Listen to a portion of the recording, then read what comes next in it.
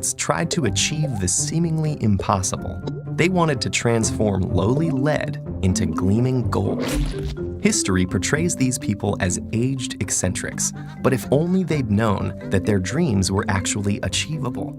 Indeed, today we can manufacture gold on Earth, thanks to modern inventions that those medieval alchemists missed by a few centuries.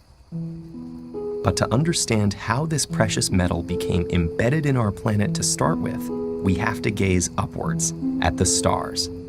Gold is extraterrestrial. Instead of arising from the planet's rocky crust, it was actually cooked up in space and is present on Earth because of cataclysmic stellar explosions called supernovae. Stars are mostly made up of hydrogen, the simplest and lightest element. The enormous gravitational pressure of so much material compresses and triggers nuclear fusion in the star's core.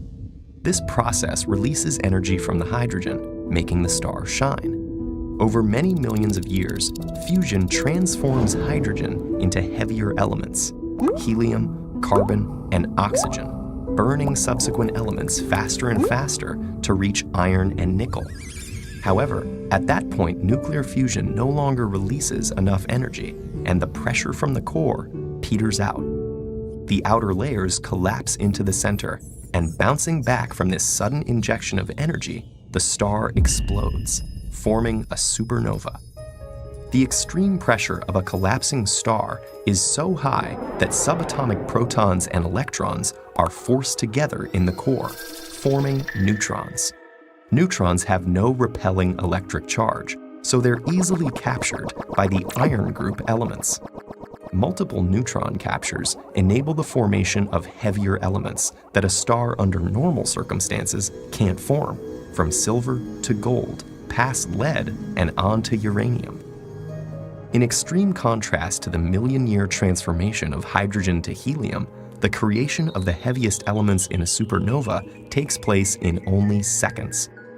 But what becomes of the gold after the explosion? The expanding supernova shockwave propels its elemental debris through the interstellar medium, triggering a swirling dance of gas and dust that condenses into new stars and planets. Earth's gold was likely delivered this way before being kneaded into veins by geothermal activity. Billions of years later, we now extract this precious product by mining it, an expensive process that's compounded by gold's rarity. In fact, all of the gold that we've mined in history could be piled into just 3 Olympic-sized swimming pools, although this represents a lot of mass because gold is about 20 times denser than water. So, can we produce more of this coveted commodity? Actually, yes. Using particle accelerators, we can mimic the complex nuclear reactions that create gold in stars. But these machines can only construct gold atom by atom. So it would take almost the age of the universe to produce 1 gram, at a cost vastly exceeding the current value of gold. Whoa. So that's not a very good solution.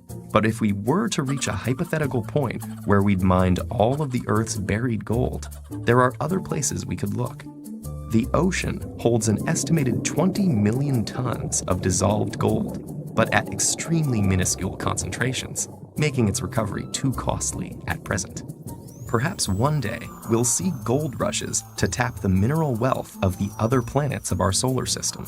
And who knows, maybe some future supernova will occur close enough to shower us with its treasure, and hopefully not eradicate all life on Earth in the process.